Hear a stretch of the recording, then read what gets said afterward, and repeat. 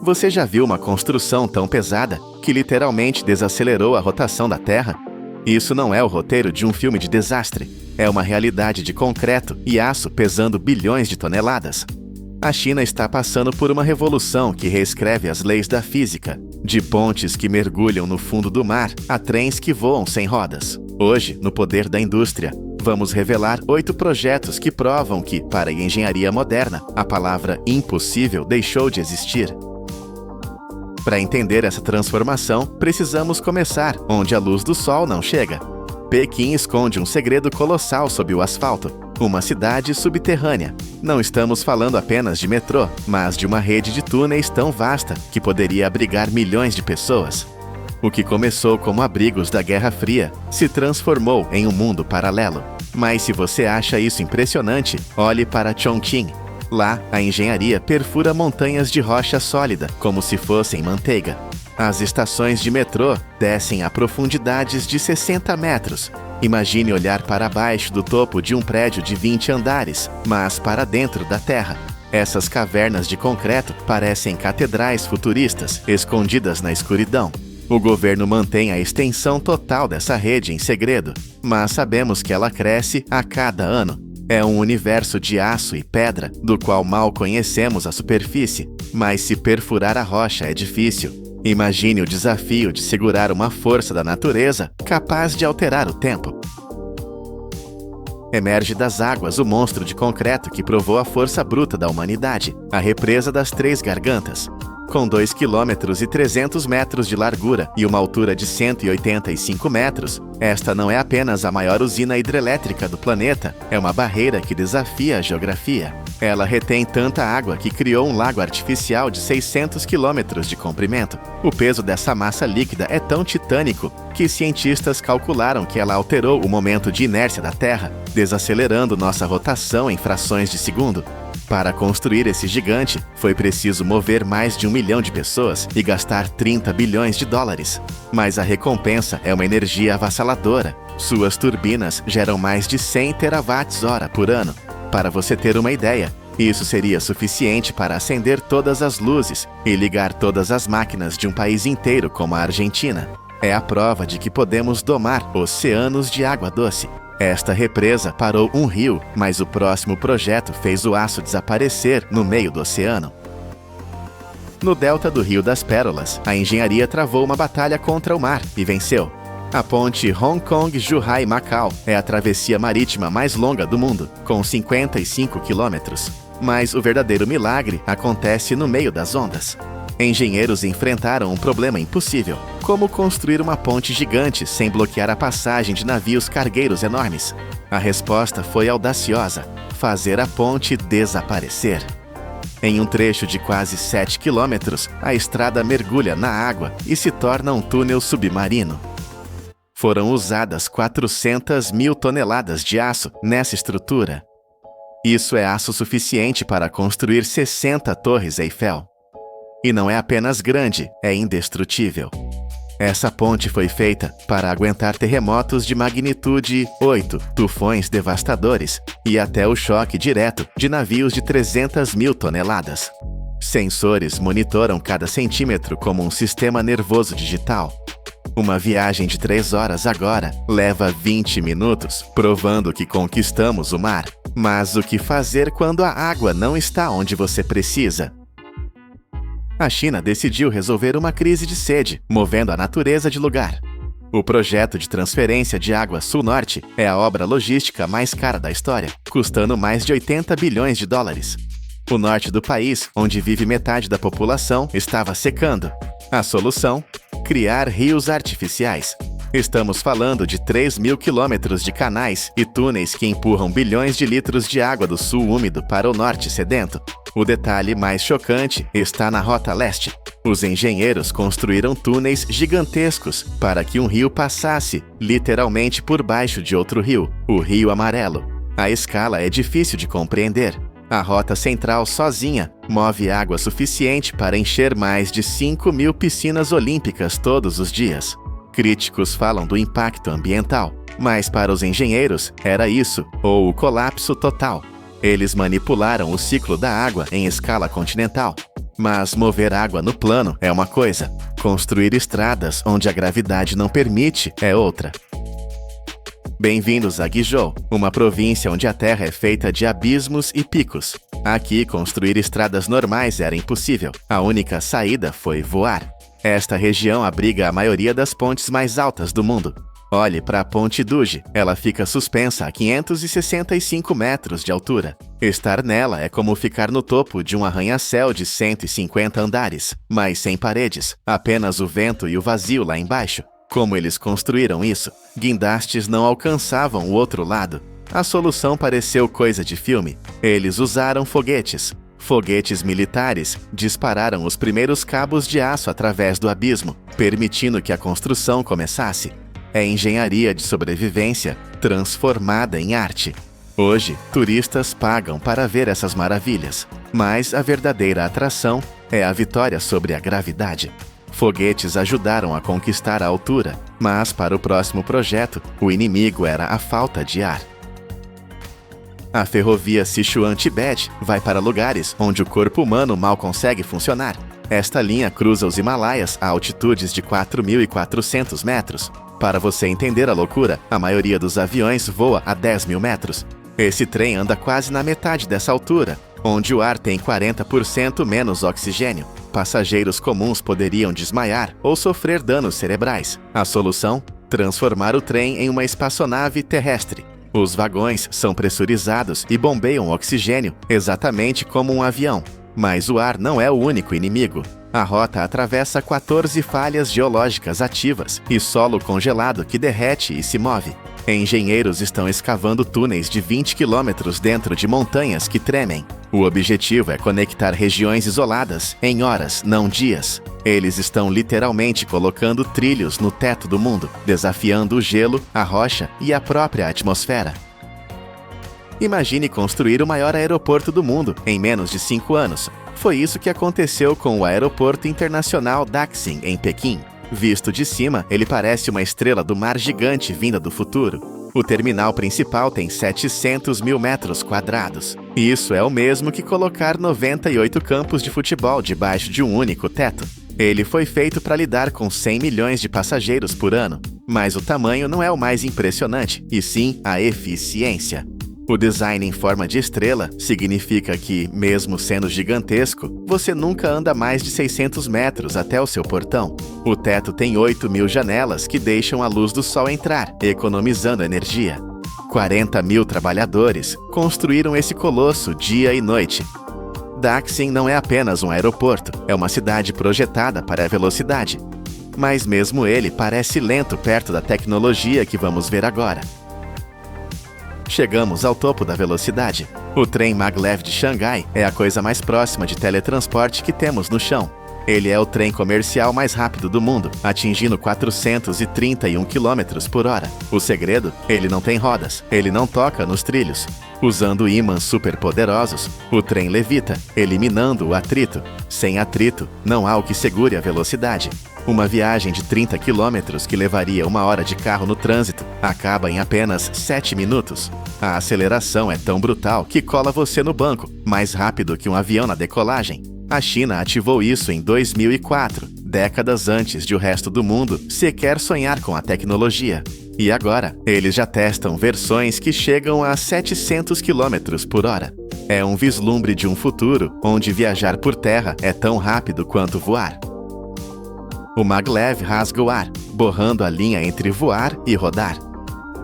De represas que mexem com a rotação da Terra a pontes nascidas de foguetes, esses projetos provam uma coisa: a humanidade pode reescrever o mapa do mundo. Não são apenas toneladas de concreto e aço, são monumentos à vontade humana de dominar o ambiente. A China não esperou pelo futuro, ela o construiu.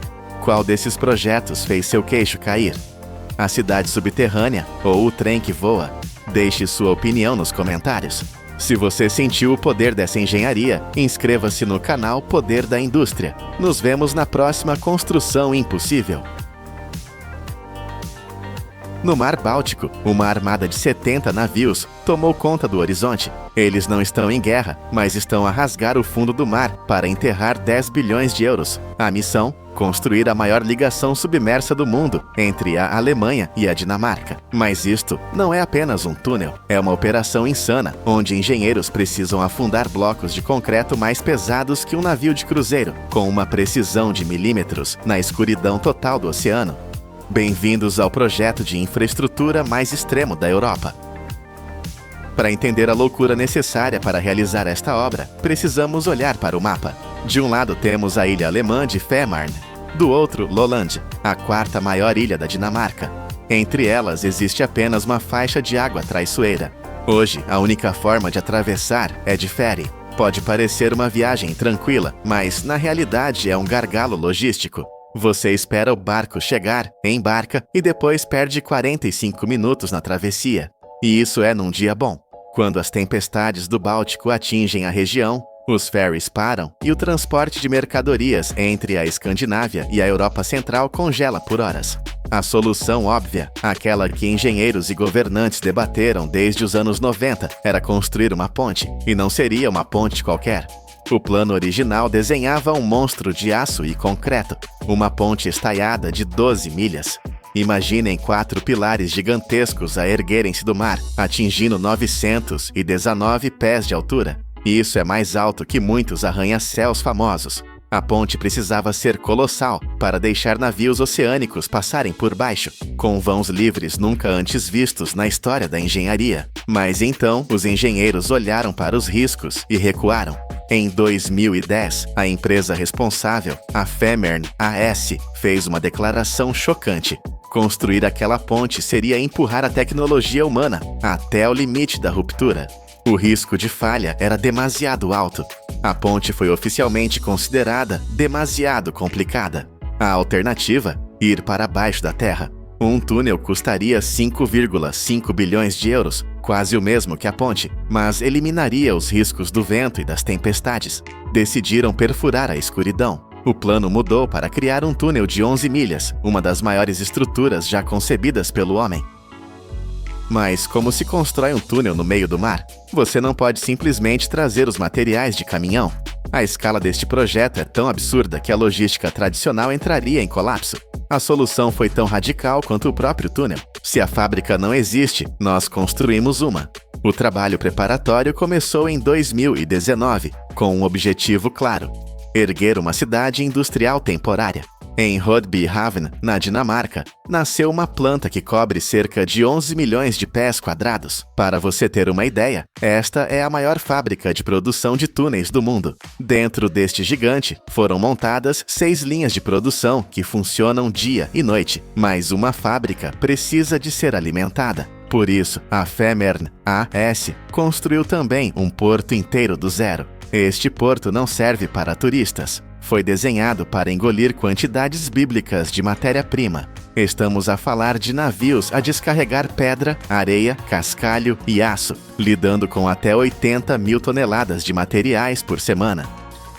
Tentar mover isto por estrada exigiria um exército de caminhões que entupiria as estradas da Europa.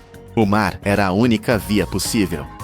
Ao redor da fábrica, ergueram-se alojamentos e escritórios, criando uma comunidade focada num único objetivo: alimentar a besta industrial que vai unir 2 países. O que sai desta fábrica desafia a imaginação. O túnel não é escavado como um metro, ele é montado como um Lego gigante. Mas as peças deste Lego são os objetos de concreto mais pesados que a humanidade já tentou mover. Cada seção do túnel mede 712 pés de comprimento. Imagine 2 campos de futebol colocados em linha. A largura é de 131 pés e a altura de 33 pés. É um edifício de 3 andares deitado.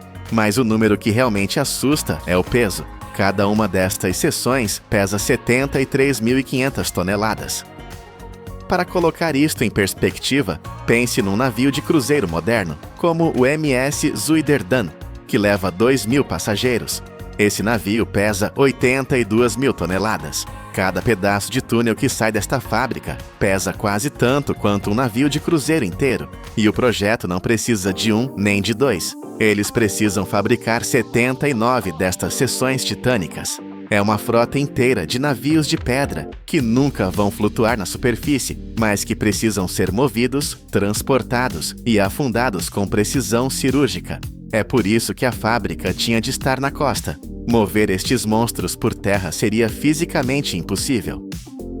Enquanto a fábrica ruge em terra, no mar, uma operação de cirurgia planetária está em andamento. No auge da atividade, o Estreito de Fehmarn viu a concentração de 70 embarcações pesadas a trabalhar simultaneamente. A missão delas era simples, mas brutal: cavar uma trincheira no fundo do mar para esconder o túnel. Não podiam apenas pousar o túnel no fundo. Ele precisava estar enterrado para ficar protegido de âncoras de navios e correntes fortes. As dragas trabalharam dia e noite, removendo o fundo do mar numa faixa de 11 milhas. O solo ali é um pesadelo geológico, uma mistura de argila macia e calcário duro como pedra, o que obrigou os navios a passarem por atualizações constantes para não quebrarem os equipamentos. O resultado final foi uma trincheira com até 49 pés de profundidade e 164 pés de largura. Mas o que fazer com a terra removida? O volume é incompreensível. 76 milhões de pés cúbicos de solo e rocha foram arrancados do abismo. Em vez de deitar fora, os engenheiros usaram este material para criar nova geografia.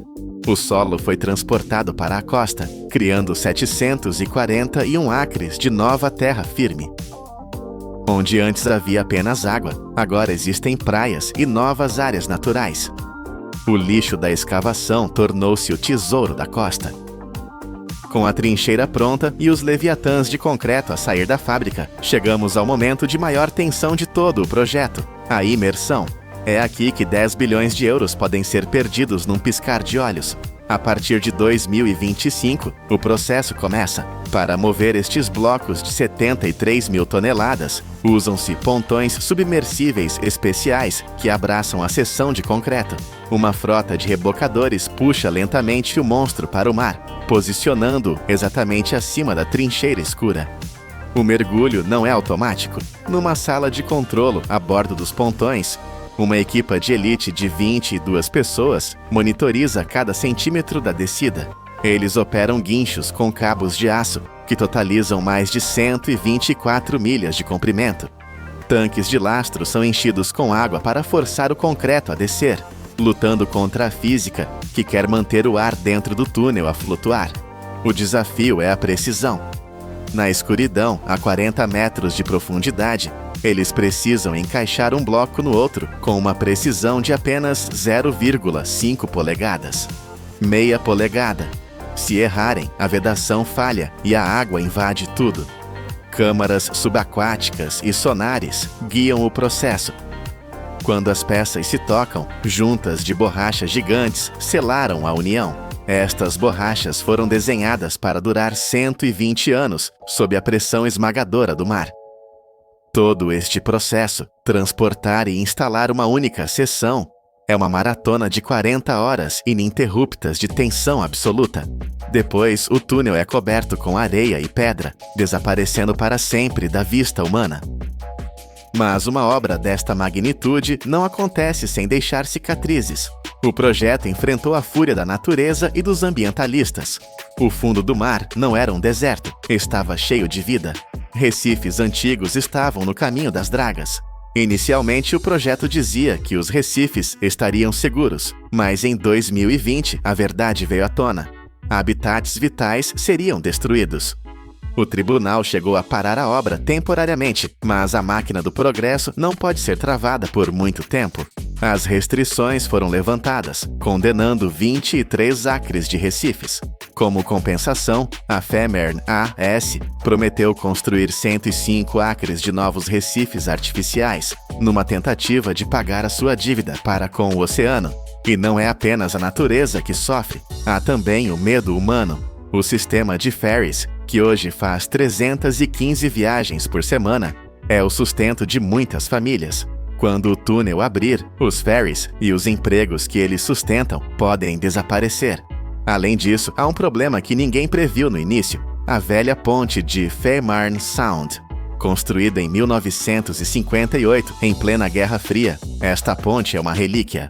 Ela até tem câmaras secretas nos pilares para explosivos, desenhadas para explodir a ponte em caso de invasão inimiga. O problema? Esta ponte velha é a porta de entrada para a Alemanha e ela está a cair aos pedaços. Testes de carga mostraram que ela jamais aguentaria o tráfego pesado que o novo túnel gigante vai trazer. Seria um funil desastroso. A solução foi adicionar mais dinheiro à conta e construir um irmão mais novo. Um segundo túnel, menor, com cerca de 1,5 km de comprimento, será construído para substituir a velha ponte. Ele usará a mesma fábrica e a mesma tecnologia do gigante, custando mais 714 milhões de euros. É uma obra dentro da obra. Depois de décadas de planeamento, adiamentos e datas de conclusão, que saltaram de 2021 para 2029, o fim está finalmente à vista. Por que fazer tudo isto? Por que gastar 10 bilhões de euros e mover montanhas de terra? A resposta é simples: velocidade e conexão. Hoje, atravessar de Rugby Haven para Fehmarn é uma jornada de 45 minutos de ferry, mais o tempo de espera. Quando o túnel abrir, você entrará no seu carro e estará no outro país em apenas 10 minutos. É uma revolução temporal. E se você for de trem, a mudança é ainda mais brutal. Os novos trens de alta velocidade vão disparar pelo túnel a 124 milhas por hora. A travessia do estreito levará apenas 7 minutos. 7 minutos para cruzar o mar. O impacto geográfico é imenso. A viagem entre Copenhaga e Hamburgo, as duas maiores metrópoles da região, hoje leva quase 5 horas. Com o túnel, esse tempo cai para 2 horas e meia. De repente, a Dinamarca e a Alemanha deixam de ser vizinhos distantes para se tornarem uma única zona econômica integrada. Este projeto é a prova final da ambição humana. Recusamo-nos a aceitar a geografia como destino. Construímos fábricas titânicas, criamos novas terras e mergulhamos navios de concreto no abismo, tudo para ganhar 2 horas. No mundo moderno, o tempo é o recurso mais valioso de todos, e a Europa acabou de gastar 10 bilhões para comprar um pouco mais dele. O túnel de Fehmarn Belt não é apenas uma estrada sob a água, é um monumento à nossa recusa em parar. Imaginem uma pressão de 40 atmosferas. É o peso esmagador de uma coluna de água de quase 400 metros, pronta para esmagar qualquer estrutura como se fosse papel.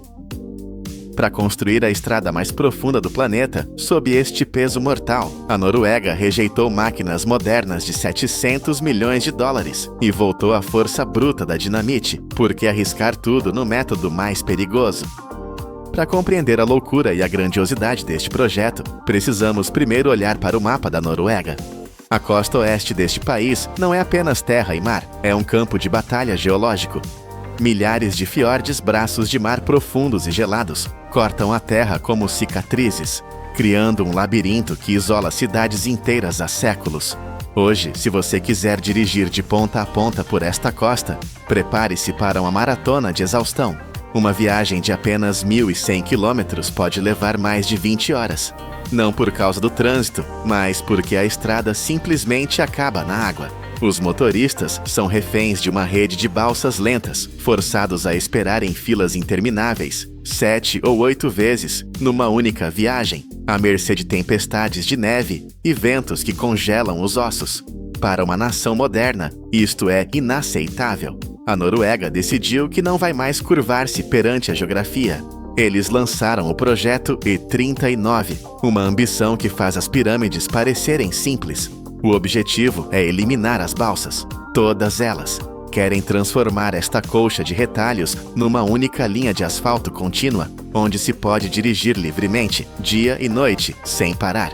Mas o preço para reescrever o mapa é astronômico. O governo destinou cerca de 47 bilhões de dólares para esta guerra contra a natureza. Para que tenham uma ideia, com esse dinheiro poderíamos construir dezenas dos arranha-céus mais altos do mundo. Mas aqui, todo esse ouro será enterrado na rocha e submerso no mar. No centro deste plano insano estão duas estruturas que desafiam a lógica. Uma ponte suspensa que flutua entre penhascos e um túnel, o Rogfast, que mergulha tão fundo no oceano que a pressão da água lá embaixo é 40 vezes maior do que a pressão do ar que você respira agora.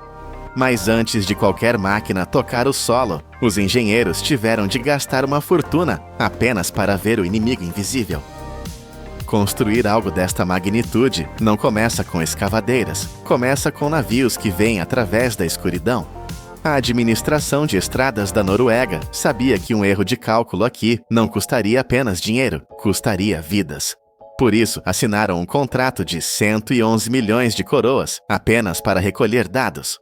Navios de pesquisa da Fugro, verdadeiros laboratórios flutuantes, foram enviados para as águas traiçoeiras dos fiordes. Eles não estavam apenas a medir a profundidade. Eles usavam sonares avançados para criar um mapa tridimensional do fundo do mar, lendo as rochas ocultas na escuridão total, como se estivessem a ler um livro em braille.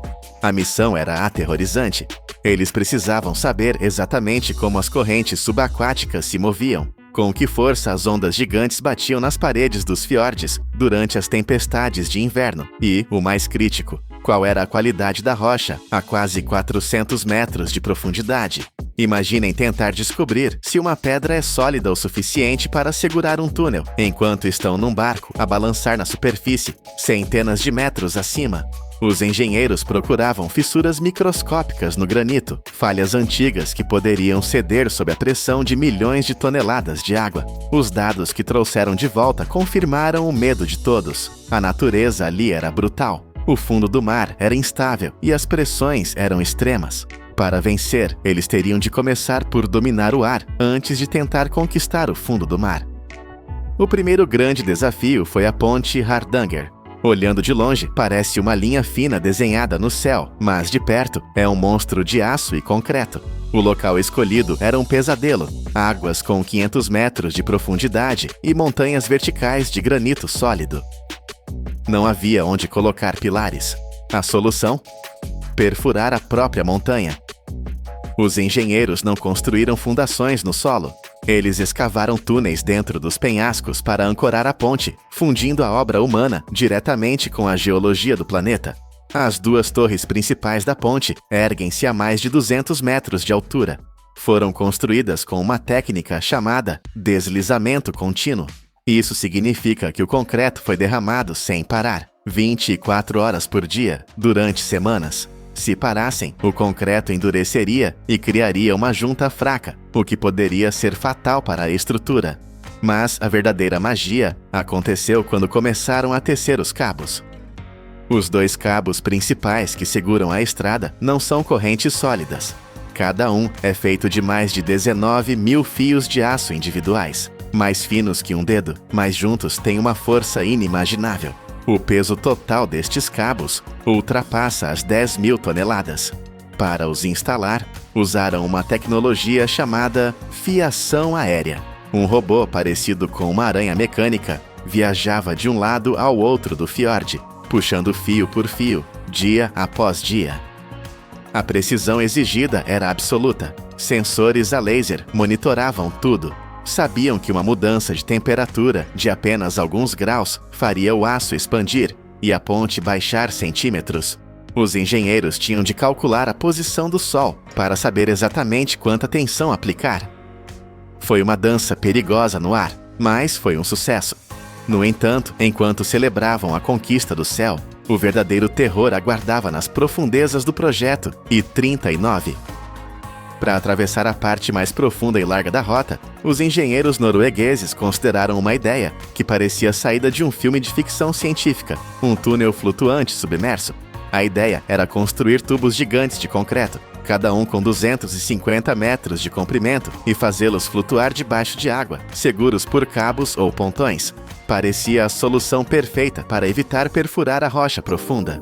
Nos testes, a tecnologia foi impressionante. Usaram lasers e sonares para alinhar as secções dos tubos com uma precisão de menos de 5 milímetros. Imaginem alinhar dois prédios debaixo de água com a precisão da espessura de uma moeda.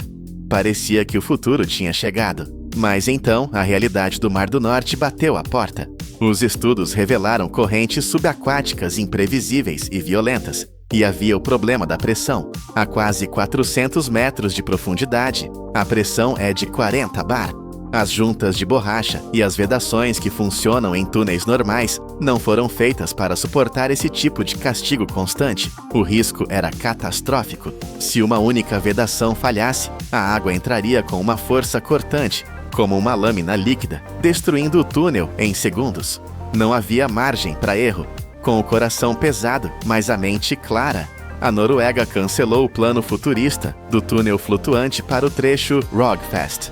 A tecnologia era demasiado arriscada. A única opção que restava era a mais difícil: ir através da rocha, sob o fundo do mar. Mas como escavar lá, onde as máquinas modernas falham? No mundo da construção, existe uma máquina chamada Tatuzão, ou TBM. É uma fábrica subterrânea de 150 metros de comprimento que devora a rocha e deixa um túnel pronto atrás de si. Custam centenas de milhões de dólares e são consideradas o auge da engenharia. Mas para o túnel Rogfast, a Noruega disse não a estas máquinas. Por quê? Porque as TBMs têm um ponto fraco: a pressão. A maioria destas máquinas só aguenta pressões de 12 a 15 bar. O Rogfast atinge 40 bar. Se usassem uma TBM e uma vedação rebentasse lá embaixo, a máquina de 700 milhões de dólares seria inundada instantaneamente, matando a tripulação e bloqueando o túnel para sempre. O risco financeiro e humano era inaceitável. Então, os engenheiros voltaram ao método antigo, testado e brutal: perfurar e detonar. É uma guerra lenta e barulhenta. O processo é visceral. Plataformas de perfuração computadorizadas, guiadas por mapas 3D, fazem furos precisos na parede de rocha. Depois, enchem os buracos com explosivos. A detonação sacode a terra. Cada explosão avança o túnel apenas 5 metros. É um trabalho de formiga titânica. Imediatamente após a poeira baixar, equipas de operários correm para pulverizar concreto nas paredes e inserir parafusos de aço gigantes na rocha. Eles têm de ser rápidos, porque a pressão da rocha quer fechar o buraco que acabaram de abrir. O ambiente lá embaixo é infernal. A temperatura chega aos 35 graus por causa do calor que vem do centro da Terra e das máquinas. O ar é pesado. Mais de 200 homens e mulheres trabalham em turnos, 24 horas por dia, removendo 1000 toneladas de pedra por hora. É uma batalha física, suja e perigosa, onde a alta tecnologia serve apenas para apontar onde colocar a próxima carga de dinamite. Abrir o buraco é apenas o começo. O verdadeiro desafio é manter as pessoas vivas lá dentro. Quando a perfuração termina, o túnel é apenas uma caverna escura e úmida. Para se tornar uma estrada, precisa de pulmões e de um cérebro. O Rogfast não é apenas um tubo, são 2 túneis paralelos. Se houver um incêndio num deles, as pessoas podem correr para portas de emergência a cada 250 metros, que levam ao outro túnel, onde estarão seguras. Os testes de segurança são dignos de um filme de desastre. Primeiro, testam a impermeabilização, simulando a pressão esmagadora do oceano para garantir que nenhuma gota entre. Depois, ligam os ventiladores a jato. Estas turbinas gigantes no teto são tão poderosas que conseguem substituir todo o ar quilométrico do túnel em apenas 3 minutos. Se um caminhão pegar fogo, a fumaça é sugada instantaneamente, salvando vidas. Centenas de sensores são instalados para medir tudo: temperatura, fumaça, gases tóxicos. Eles simulam falhas de energia total, inundações e acidentes. Comboios de teste passam a 60 km por hora para verificar se as câmeras inteligentes conseguem detectar um carro parado na escuridão em segundos. Só depois de provar que consegue sobreviver ao pior cenário possível é que o túnel ganha vida. A inauguração não é o fim, é o início de uma vigília eterna. Um túnel submarino desta profundidade está sob ataque constante. O peso do Oceano Atlântico nunca descansa, e o túnel também não pode descansar. A manutenção é uma obsessão. Todos os meses, equipas descem à profundidade para inspecionar o concreto e as camadas de proteção. Eles procuram o inimigo silencioso, a corrosão causada pela água salgada e a fadiga do material. O túnel é um organismo vivo, cheio de nervos digitais. Sensores nas paredes sentem as vibrações dos caminhões pesados e as microdeformações da rocha. Se a pressão da água lá fora mudar devido a uma tempestade na superfície, o centro de controle sabe antes que aconteça qualquer problema. Veículos especiais limpam as paredes e o asfalto, removendo a fuligem e a gordura que poderiam tornar a pista escorregadia. É uma batalha silenciosa contra a entropia. A tecnologia mantém o túnel seguro, mas depende da vigilância humana constante. Esta estrutura foi desenhada para durar 100 anos, mas apenas se for cuidada como uma joia preciosa, enterrada na lama e na pedra. Em 2013, a ideia de ligar estes fiordes parecia um sonho impossível. Disseram que era demasiado fundo, demasiado largo, demasiado perigoso. Mas hoje, a Noruega está a terminar uma estrada que corre a 392 metros abaixo das ondas frias do mar. O projeto E39, com o seu custo de 47 bilhões, é mais do que uma obra de engenharia. É uma prova de humildade e força, quando as máquinas de perfuração mais caras e modernas do mundo se mostraram inúteis contra a pressão do oceano. Os engenheiros não desistiram.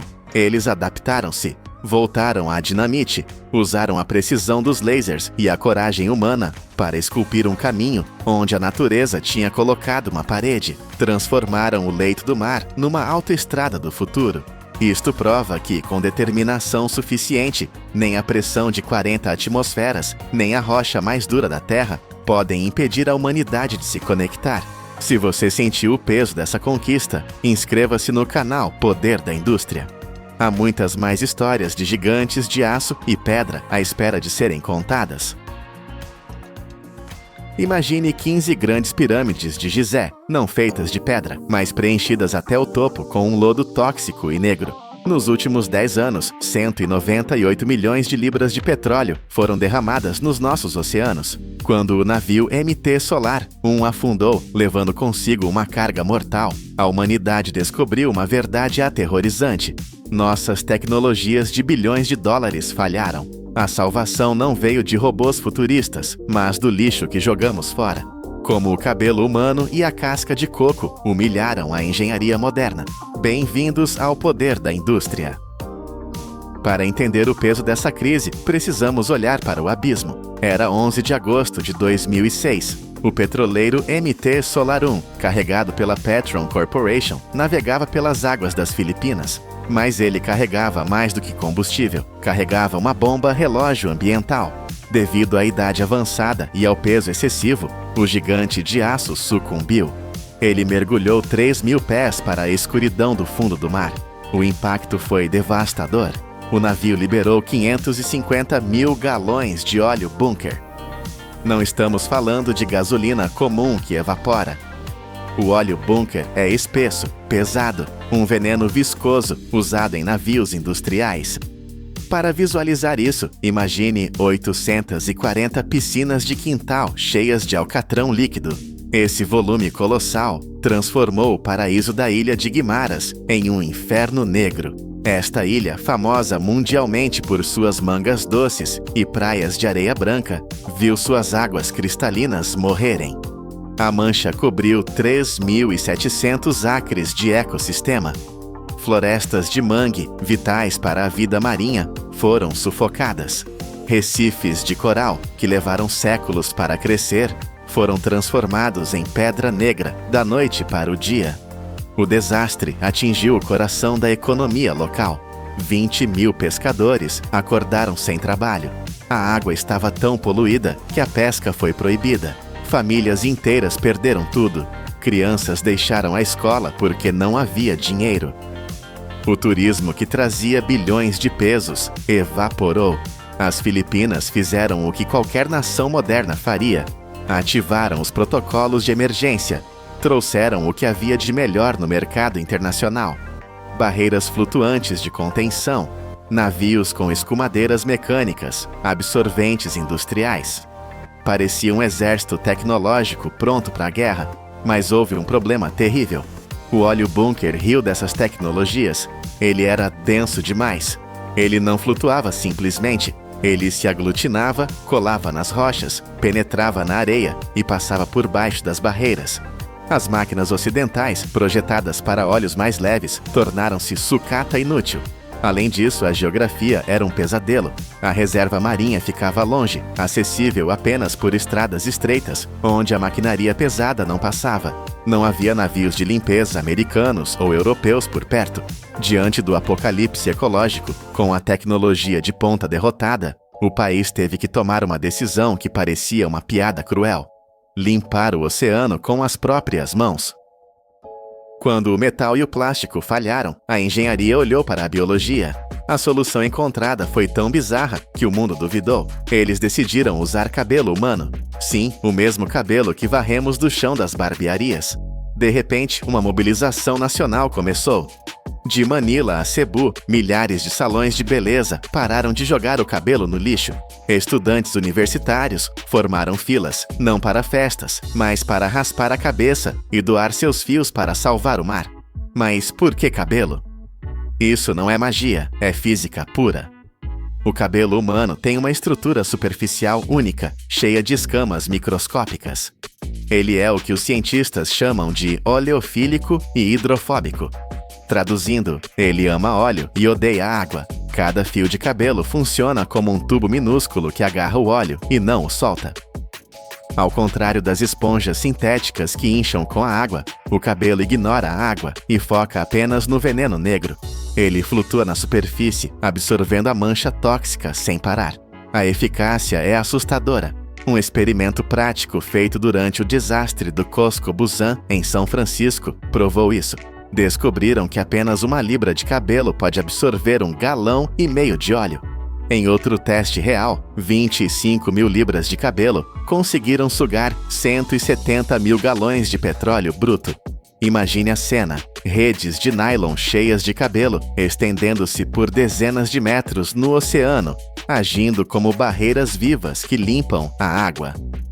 É uma tecnologia orgânica, gratuita e disponível em qualquer lugar onde existam pessoas. No entanto, nem tudo era perfeito. O cabelo tem um defeito grave.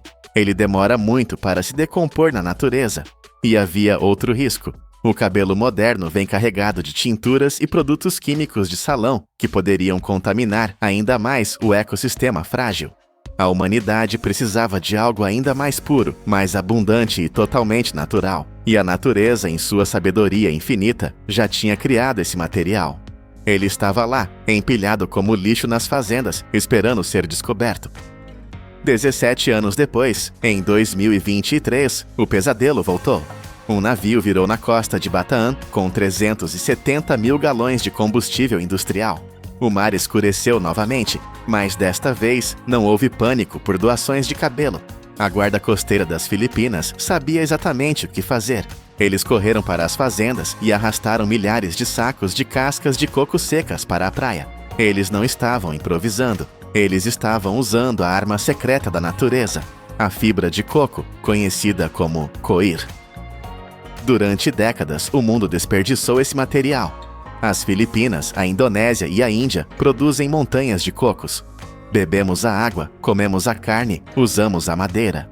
Mas a casca, 85 a 90% da fibra de coco do mundo, era jogada fora ou queimada. A casca representa 35% do peso da fruta e nós a tratávamos como lixo inútil. Um erro gigantesco. A história já nos tinha dado a dica. Na Segunda Guerra Mundial, os exércitos chamavam isso de fibra dourada. Eles usavam coco para fazer redes de camuflagem e coletes salva-vidas, porque descobriram que ele não apodrece na água salgada. A ciência moderna colocou a fibra de coco no microscópio e o que viu foi revolucionário. 45% da sua estrutura é lignina. Lignina é um polímero natural que age como um ímã superpotente para o óleo. É a maior concentração de lignina em qualquer planta do mundo. A estrutura da fibra é cheia de microcapilares, como milhões de canudos invisíveis. Em testes na Tailândia, a fibra de coco absorveu 30 vezes mais óleo do que a palha comum. Na Malásia, provaram que ela pode segurar o óleo por 72 horas sem soltar uma gota de volta na água. É a solução perfeita. Você joga a fibra no derramamento, ela suga o óleo instantaneamente. Depois você recolhe a rede espreme o óleo para ser reciclado e pode usar a mesma fibra de novo. É um ciclo infinito. E quando a fibra finalmente se desgasta, ela vira adubo ou biocombustível. É 20 a 30 vezes mais barato que as barreiras de plástico e não polui o mar com microplásticos. De repente, o que era lixo virou ouro. O preço da fibra de coco triplicou. Fábricas surgiram apenas para criar essas barreiras. A ONU declarou oficialmente a fibra de coco como o absorvente de óleo biodegradável mais eficaz que a humanidade possui. Enquanto os agricultores salvam o oceano com coco, os cientistas nos laboratórios mais caros do mundo tentam competir. Nos Estados Unidos, o Laboratório Nacional de Argonne gastou anos e milhões para criar a Oleo Sponge. É uma obra-prima da química. Eles usam um processo chamado síntese de infiltração sequencial para revestir o poliuretano com moléculas que atraem óleo. Essa esponja pode absorver 90 vezes o seu próprio peso em óleo. É impressionante, sem dúvida, mas é complexa, cara, e difícil de fabricar em massa para uma emergência imediata em uma ilha remota. No famoso MIT, engenheiros projetaram o Sea Swarm, um robô futurista movido a energia solar. Ele usa uma esteira de nanofios para lamber o óleo da água, trabalhando sozinho por semanas. A promessa era de um exército de robôs limpando os mares, mas a realidade é dura. 10 anos se passaram e esses robôs ainda não foram vistos em nenhum grande desastre real. A tecnologia é frágil demais para a brutalidade do oceano aberto. No Canadá, foram por outro caminho: força bruta.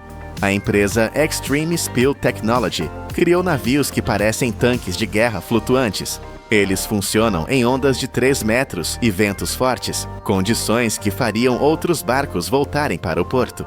O governo canadense comprou uma frota por 9 milhões e meio de dólares. Eles funcionam, sim, mas o custo é astronômico. Estamos comparando navios de milhões de dólares e esponjas de nanotecnologia contra a humilde casca de coco, que custa centavos e cresce nas árvores. É uma lição de humildade para a alta tecnologia. Mas existe um lugar no mundo onde eles não dependem da sorte ou apenas de cocos: a Noruega. Este país rico e verde faz algo que parece loucura. Eles derramam óleo no mar de propósito. Todos os anos, sob controle estrito, eles jogam petróleo real nas águas geladas do norte. Por que fariam isso? Porque a Noruega vive do petróleo. 30% do orçamento do governo vem do ouro negro. Eles sabem que um erro pode destruir sua economia. Eles chamam isso de exercícios Oil on Water. Não é simulação de computador, é realidade. Eles testam seus navios, seus aviões sensores e suas barreiras no pior cenário possível. Ondas gigantes, frio congelante, vento uivante. Até a NASA já participou para testar seus sensores espaciais lá. Graças a essa audácia de treinar com o inimigo real, a Noruega tem a resposta mais rápida e eficiente do mundo. Eles provam que a única maneira de vencer um monstro é treinar lutando contra ele. Mas não se enganem, a guerra está longe de acabar. Os números mostram uma tendência assustadora. Os derramamentos de óleo estão aumentando de novo. Em 2024, 22 milhões de libras de óleo foram para o mar. Os navios estão ficando maiores, carregando mais carga, e as tempestades estão ficando mais violentas. Uma tempestade tropical, hoje, é 15 a 20% mais forte, capaz de partir um navio moderno ao meio. E o pior é o que não vemos. Apenas 20 a 30% do óleo derramado é realmente recolhido. O resto, ele afunda. Ele se esconde na lama do fundo do oceano. Ele fica lá, silencioso, por 10, 20, 40 anos. É uma bomba relógio tóxica. Um recife de coral coberto de óleo pode levar 2 décadas para se recuperar, se é que vai se recuperar. No Brasil, óleo misterioso matou milhares de tartarugas bebês. Na Tailândia, zonas mortas foram criadas onde nenhum peixe sobrevive. O oceano não esquece. Começamos com a imagem de 15 pirâmides de petróleo sufocando nosso planeta. A indústria gasta bilhões prometendo soluções mágicas, robôs e nanotecnologia. Mas a história do MT Solar nos ensinou uma lição que não podemos ignorar. Quando a maré negra chega, destruindo o sustento de milhares e matando ecossistemas inteiros, a tecnologia humana muitas vezes se ajoelha. E quem nos levanta? A própria natureza. A simples fibra de um coco, que considerávamos lixo, tornou-se nosso escudo mais forte. O cabelo que cortamos e jogamos fora tornou-se a rede que salva a vida marinha. É uma ironia poética e poderosa. Quando a humanidade fere a Terra com seu progresso industrial, é a Terra que estende a mão com a cura. Talvez o futuro da indústria não seja apenas construir máquinas maiores, mas aprender a usar a sabedoria silenciosa que cresce nas árvores e vive em nós. O verdadeiro poder da indústria é trabalhar com a natureza, não contra ela. Os Estados Unidos quebraram um silêncio de 40 anos. Para salvar 500 mil de pessoas de uma seca bíblica, engenheiros não estão apenas bloqueando um rio com concreto. Eles estão perfurando as montanhas rochosas e erguendo uma parede colossal de 107 metros feita de asfalto quente. Este é o projeto Chimney Hollow, 690 milhões de dólares para construir o coração negro que manterá o Colorado vivo. Para entender a loucura necessária para aprovar este projeto, você precisa primeiro sentir a poeira na boca. O oeste americano não está apenas com sede, ele está morrendo. Os cientistas confirmaram que estamos vivendo a pior seca dos últimos 1.200 anos. Não é um ciclo ruim de uma década, é uma mudança fundamental na estrutura do clima. Os gigantescos reservatórios que sustentaram o crescimento da América no século XX, o Lago Mead e o Lago Powell, recuaram tanto que revelaram barcos afundados da Segunda Guerra Mundial e leitos de rios que estavam submersos há gerações. Imagine olhar para o tanque de água da sua casa e ver que restam apenas 10%. O pânico seria imediato. É exatamente isso que está acontecendo agora. Cidades inteiras no Arizona e em Nevada estão racionando cada gota, e fazendas que alimentavam a nação estão virando deserto. Mas no Colorado, o problema é ainda mais cruel. Existe um paradoxo geográfico que parece uma piada de mau gosto da natureza. Olhe para o mapa. 80% da população do estado vive no lado leste das montanhas, onde as cidades estão explodindo em tamanho e devem dobrar de população até 2050. Mas a água está quase toda no oeste. A cada primavera, quando a neve derrete nos picos majestosos das rochosas, bilhões de litros de água pura e gelada correm para o lado errado. Elas fluem para o oeste, em direção ao Oceano Pacífico, deixando as planícies do leste secas e sedentas. É um desperdício que a civilização moderna não pode mais aceitar. A missão dos engenheiros tornou-se clara e aterrorizante. Eles precisam roubar essa água da gravidade. Eles precisam fazer o impossível acontecer. Transportar um rio inteiro através de uma parede de granito sólido que toca as nuvens. E para armazenar esse tesouro líquido, eles precisam construir algo que a América parou de construir há décadas. Antes que a primeira gota de água possa ser guardada, ela precisa fazer uma viagem que desafia a física. Não estamos falando de um simples cano de jardim. Estamos falando do sistema circulatório artificial mais ambicioso da América do Norte. A água começa sua jornada no reservatório Windy Gap. Mas o verdadeiro monstro de engenharia que torna tudo isso possível é o Túnel Adams. Imagine estar dentro de uma broca gigante, triturando a rocha mais dura do planeta. O Túnel Adams é uma passagem escura e úmida, de 21 quilômetros de comprimento, perfurada diretamente através do coração das montanhas rochosas. Para colocar isso em perspectiva visual, o comprimento deste túnel é mais de 2 vezes a altura do Monte Everest, empilhado sobre si mesmo. É uma artéria invisível, escondida sob milhões de toneladas de pedra, onde a água viaja na escuridão total para cruzar a divisão continental. Quando a água finalmente explode para fora da montanha no lado leste, ela não está livre. Ela é imediatamente canalizada para uma rede de alta pressão. Ela passa por túneis menores e entra em uma tubulação de aço titânica. Este tubo tem 3 metros e 20 centímetros de largura. É tão grande que você poderia dirigir um caminhão de entrega dentro dele sem arranhar os espelhos laterais. A pressão aqui é imensa. Válvulas de controle que parecem motores de foguetes regulam o fluxo, garantindo que a força da água não destrua o metal. Todo esse sistema, monitorado por sensores de inteligência artificial em tempo real, tem um único objetivo: entregar o líquido precioso em um vale tranquilo perto de Loveland, Colorado. Um vale que costumava ser um resort da Hewlett-Packard, mas que agora está prestes a se tornar o fundo de um lago artificial gigantesco. Mas quando essa água chegar, o que a impedirá de destruir tudo em seu caminho? Aqui chegamos ao local da construção, onde a escala humana desaparece. O que está sendo erguido no Chimney Hollow não é uma barragem comum. Esqueça a imagem da represa Hoover, aquele arco de concreto branco e rígido que você vê nos filmes. Aquilo foi o símbolo do século XX. O século XXI exige algo diferente. Esta é uma barragem de aterro, uma montanha artificial meticulosamente construída por mãos humanas e máquinas gigantes. A parede se ergue a 107 metros de altura. Isso é equivalente a um arranha-céu de 35 andares, bloqueando a saída do vale. O comprimento da crista da barragem se estende por mais de 1 quilômetro, cobrindo uma distância igual a 11 campos de futebol profissional colocados em linha reta. O volume de material movido aqui é incompreensível. Caminhões basculantes que parecem brinquedos à distância transportaram e depositaram 6,8 milhões de metros cúbicos de rocha.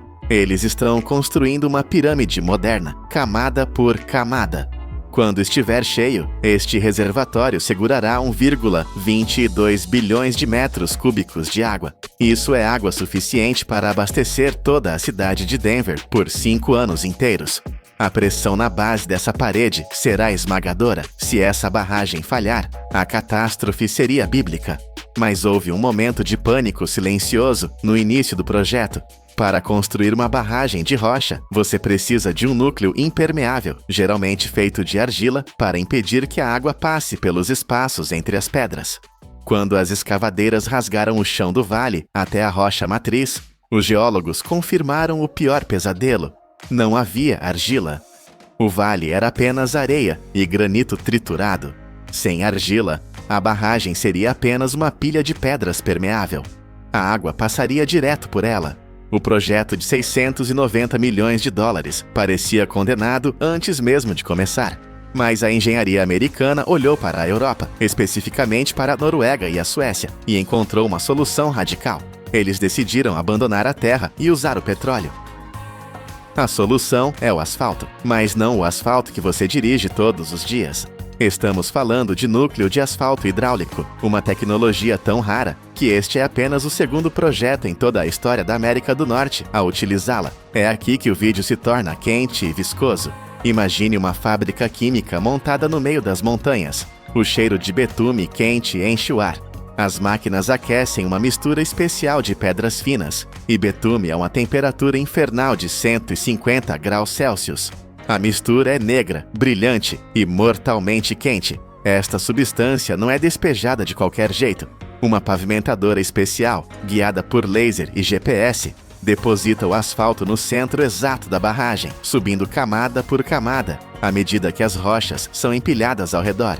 O resultado é um núcleo preto, vertical, que funciona como a espinha dorsal da barragem. Mas por que asfalto? A resposta é genialidade pura. O concreto é duro, mas é quebradiço. Se o chão se mover, o concreto racha.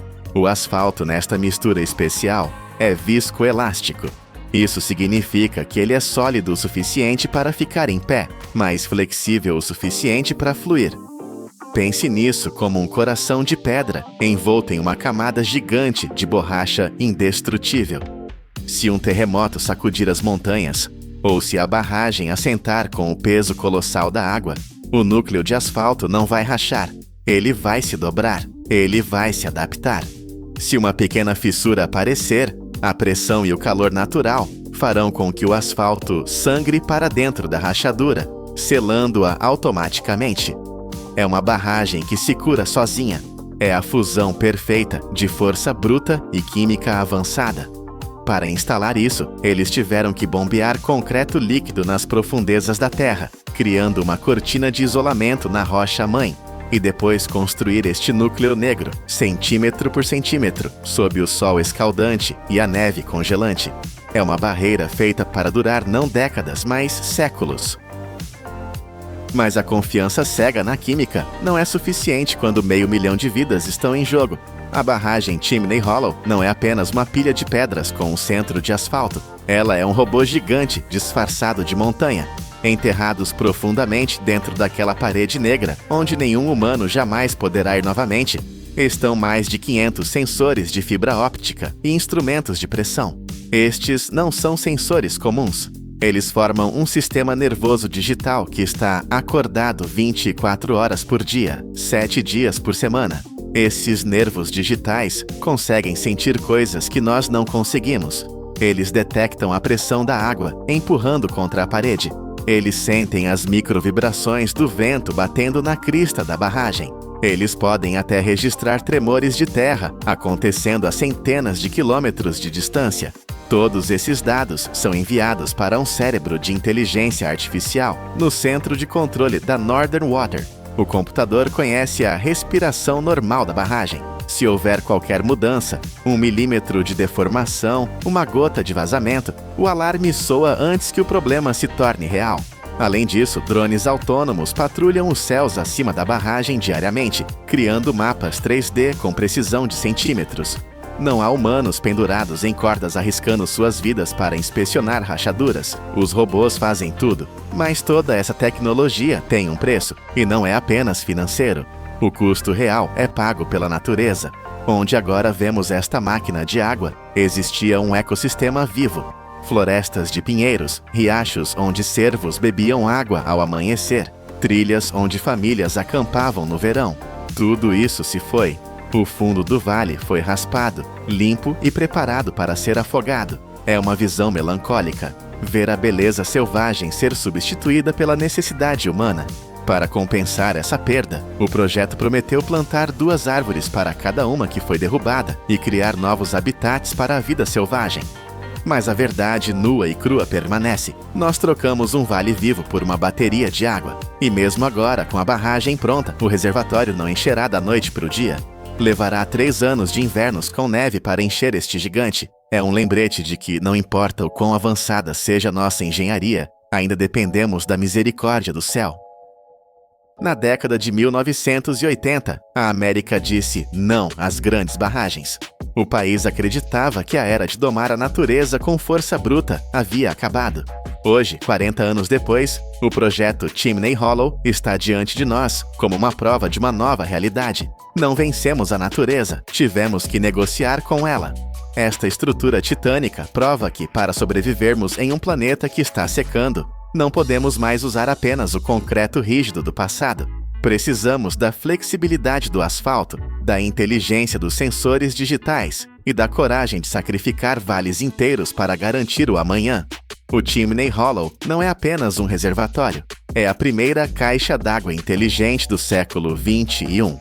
Enquanto a água começa a subir lentamente, cobrindo o asfalto negro e escondendo a engenharia para sempre sob uma superfície azul e calma, fica a lição. Esta é a única maneira de mantermos a civilização viva em um mundo onde a água vale mais que o ouro. Imagine pisar fundo no acelerador e ver o ponteiro subir para 300 km por hora. Em qualquer estrada comum, uma pequena falha no asfalto nessa velocidade seria uma sentença fatal. Mas na Alemanha, existe uma rede viária, onde a física parece obedecer a outras regras. Como é possível que uma simples faixa de pavimento suporte forças que destruiriam rodovias normais? O segredo não está nos carros, mas no que está enterrado sob eles. Vamos descobrir como a engenharia transforma a terra bruta na estrutura mais segura do planeta. Para entender a grandiosidade da Autobahn, precisamos olhar para o mapa. A Alemanha é um país pequeno, com uma área menor que a metade do estado do Texas, nos Estados Unidos. No entanto, dentro desse espaço compacto, eles construíram uma densidade de rodovias 7 vezes maior do que a encontrada na América. São mais de 12 mil quilômetros de pistas que cortam o país de ponta a ponta. Mas não se deixe enganar pela aparência. Enquanto muitos países apenas jogam uma camada de asfalto sobre o chão e chamam isso de estrada, os alemães seguem uma filosofia completamente diferente. Para eles, uma rodovia não é apenas pavimento. É uma estrutura de engenharia complexa, construída como se fosse um edifício deitado. Tudo começa em um ambiente hostil. Muitas vezes, o trajeto planejado não passa de uma floresta densa ou um terreno acidentado.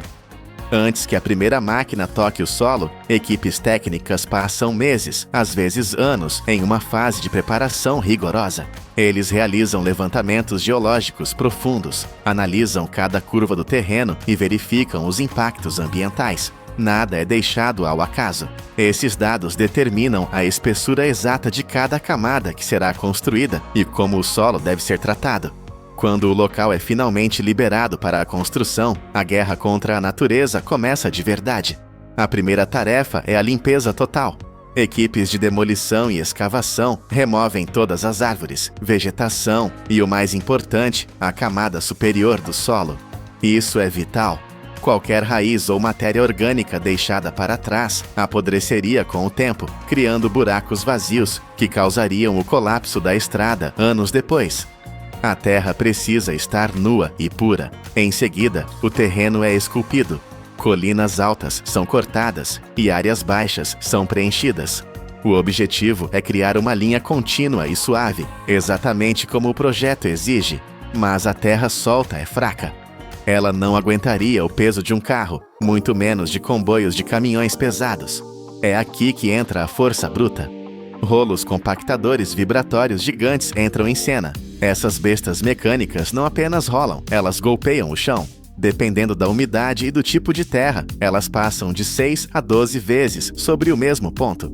Cada vibração dessas máquinas envia uma força de impacto devastadora, de 25 a 35 toneladas, diretamente para o solo. Imagine o peso de 5 elefantes adultos concentrado em um único ponto, batendo repetidamente. O objetivo é expulsar todo o ar e fazer com que as partículas de solo se travem umas nas outras, atingindo uma dureza conhecida como densidade Proctor. Nesse estágio, o chão já está tão duro que poderia suportar cargas imensas, mas isso é apenas o começo. Caminhões basculantes chegam carregados com pedra britada e a descarregam ao longo do caminho. Uma motoniveladora espalha essas pedras com precisão cirúrgica, cobrindo a terra compactada. Para garantir que essas pedras se unam perfeitamente, um caminhão-pipa pulveriza uma fina camada de água. Em seguida, um trator ajusta a superfície mais uma vez, garantindo que a espessura seja perfeita. Finalmente, o rolo compactador volta a atacar, fundindo as pedras em uma fundação de suporte de carga. Essa camada de pedra age como um amortecedor gigante, distribuindo o peso dos veículos para o solo abaixo e garantindo que a estrada dure décadas. Com a base de terra e pedra pronta, entramos na fase de construção pesada. A autobahn não depende apenas de asfalto, ela muitas vezes possui uma espinha dorsal de concreto puro. Caminhões betoneira começam a chegar ao local como um exército, trazendo cimento pré-misturado com a consistência exata exigida pelos engenheiros. Antes de despejar o concreto, o chão é coberto com lençóis brancos de proteção. Isso impede que a terra seca sugue a água do concreto e mantém tudo limpo. A estrela deste show é a pavimentadora de formas deslizantes. Esta não é uma máquina comum, é uma fábrica sobre rodas. Uma escavadeira alimenta o funil da pavimentadora, com toneladas de concreto fresco sem parar. O fornecimento deve ser contínuo. Se a máquina parar, a estrada terá uma emenda fraca, e isso é inaceitável. Dentro da pavimentadora, um sistema de parafusos gigantes espalha o concreto por toda a largura da estrada. Mas apenas espalhar não é suficiente. Vibradores de alta frequência dentro da máquina agitam o concreto líquido, forçando todas as bolhas de ar a subirem e estourarem. Isso garante que o bloco de concreto seja sólido, denso e sem fraquezas internas. Na parte traseira da máquina, um molde de aço pressiona o concreto, dando a ele a forma, a espessura e a inclinação exatas. Tudo isso é guiado por lasers, garantindo uma precisão milimétrica. Enquanto a máquina avança, engolindo concreto e deixando uma estrada pronta para trás, algo incrível acontece em seu interior. Barras de aço, chamadas de barras de passador, são inseridas automaticamente no concreto fresco. Um braço robótico empurra essas barras de aço para a profundidade e posição exatas. Essas barras são o segredo da durabilidade. Elas conectam as placas de concreto umas às outras, transferindo o peso dos caminhões de uma placa para a próxima. Sem elas, as placas se moveriam e a estrada se quebraria em degraus perigosos. Imediatamente após a moldagem, braços de acabamento longos passam suavemente sobre o concreto úmido. Eles alisam a superfície, removendo qualquer onda ou imperfeição. Lembre-se, carros passarão aqui a velocidades extremas. A pista precisa ser lisa, como uma mesa de bilhar. Quando essa etapa termina, a camada de concreto tem cerca de 40 centímetros de espessura. É uma laje maciça, capaz de suportar bombardeios. Para proteger essa obra de arte enquanto ela seca, um caminhão especial aplica um composto de cura. É como um protetor solar para o concreto, formando uma película que impede que a água evapore rápido demais. Se a água sair muito rápido, o concreto racha. E antes que ele endureça totalmente, máquinas com escovas rotativas passam sobre a superfície, criando ranhuras finas. Essas ranhuras são vitais. Elas garantem que os pneus tenham aderência e não derrapem, mesmo em dias de chuva torrencial. Finalmente, cortadores especializados fatiam o concreto em intervalos calculados para criar juntas de expansão. Isso permite que a estrada se expanda no calor e se contraia no frio sem se destruir. O concreto é deixado para descansar por vários dias, ganhando força antes da próxima fase. Agora chegamos à etapa que dá à Autobahn sua fama, o asfalto. Mas não pense que isso é o mesmo material usado para tapar buracos na sua rua. A tecnologia de pavimentação alemã está anos-luz à frente. Caminhões basculantes trazem o asfalto pegando fogo, mantido a cerca de 160 graus Celsius. Eles descarregam essa massa negra e fumegante diretamente na pavimentadora. Aqui, a temperatura é tudo. Se o asfalto esfriar, ele vira pedra e o processo falha. O sistema de transportadores da máquina move o material quente para a traseira, espalhando-o uniformemente. A verdadeira mágica tecnológica acontece na mesa da máquina, a parte que alisa o asfalto. Ela vibra e pressiona a mistura com tanta força que o asfalto atinge entre 85% a 92% de sua compactação final ali mesmo, antes de qualquer rolo compressor passar por cima. Isso é revolucionário, especialmente para a camada superior, chamada de Stone Mastic Asphalt, que tem apenas 2 a 3 centímetros de espessura. Essa camada é a pele da estrada. Ela esfria muito rápido. Se usassem rolos compressores antigos nessa camada fina, ela poderia trincar ou formar ondas. Mas com as pavimentadoras modernas, como as da marca Vögele, a estrada sai da máquina praticamente pronta. Essas máquinas são tão eficientes que reduzem o trabalho dos rolos compressores em até 80%. A química por trás desse asfalto também é impressionante. A Alemanha usa asfaltos modificados com polímeros avançados.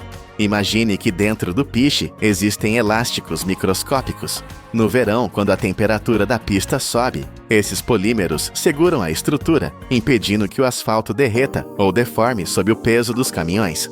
No inverno congelante, esses mesmos polímeros mantêm o asfalto flexível, evitando que ele se quebre como vidro gelado. É um material inteligente adaptado para o extremo. Após a pavimentadora passar, um rolo de aço leve pode fazer apenas uma passagem final para dar aquele acabamento de espelho. Graças a essa tecnologia, a pavimentação é rápida, consistente e cria uma superfície que parece seda negra, pronta para desafiar o tempo. A estrada agora é sólida, mas ainda é perigosa.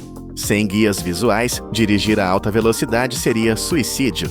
Entra em cena a marcação viária de alta tecnologia.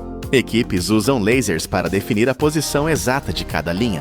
Em seguida, uma máquina de pintura especializada aplica tinta termoplástica.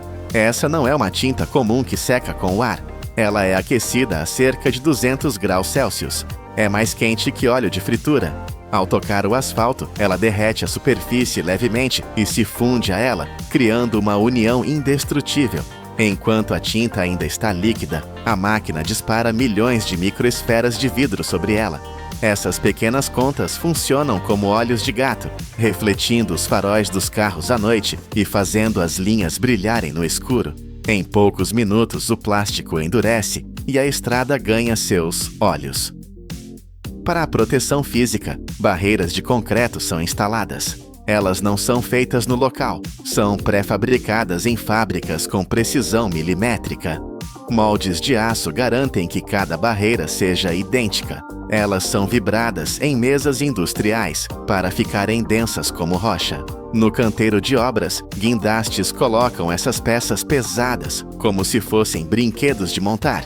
Elas são travadas com pinos de aço, formando uma parede contínua, capaz de segurar o impacto de um caminhão desgovernado. Antes de abrir a estrada, engenheiros fazem a inspeção final. Eles checam a suavidade, a drenagem e a aderência. Nada passa despercebido. Somente quando cada centímetro atende aos padrões de segurança é que a Autobahn ganha vida. Mas aqui está o fato mais fascinante. Mesmo essa maravilha da engenharia envelhece. Após cerca de 8 a 15 anos de surra constante de pneus e clima, a superfície se desgasta. Mas na Alemanha, a estrada não morre, ela renasce. Eles usam um processo de reciclagem incrível. Uma máquina fresadora gigante raspa a camada superior do asfalto velho. Ela remove apenas entre 2 e 10 centímetros de profundidade. A base de concreto e pedra, aquela que construímos com tanto esforço, permanece intacta. Isso economiza tempo e bilhões de dólares. O asfalto velho, moído em pedaços, é levado para uma usina. Lá, ele é limpo e peneirado para remover sujeira e metal. Esse material velho, chamado de RAP, é misturado com asfalto novo e um ingrediente secreto, um rejuvenescedor. Esse óleo especial restaura a elasticidade do betume antigo, que secou com o sol ao longo dos anos. É como um creme anti-idade para a estrada. As usinas modernas conseguem usar de 30% a 60% desse material reciclado em novas misturas, sem perder nenhuma qualidade. De volta à estrada, uma máquina revolucionária faz tudo de uma vez. Ela pulveriza uma cola especial na pista velha e imediatamente deposita o novo asfalto reciclado por cima. Não há espera. O novo asfalto gruda no velho como se fossem um só. Rolos compactadores finalizam o serviço e, em poucas horas, a estrada está aberta novamente. O ciclo se fecha. O que era velho se torna novo, economizando recursos naturais e mantendo o trânsito fluindo. Agora, volte àquele pensamento inicial. Você está no supercarro, o motor gritando, a paisagem passando como um borrão. Quando você olha para a estrada abaixo, você não vê mais apenas uma faixa cinza. Você vê a força bruta de rolos de 30 toneladas. Você vê a precisão de lasers e robôs. Você vê a química de polímeros que lutam contra o calor e o frio. A Autobahn é mais do que uma estrada. É um triunfo da engenharia humana sobre o caos da natureza. É a prova de que, quando construímos com padrões de ouro, o único limite real é a física, e não a qualidade do chão que pisamos. Isso é o poder da indústria.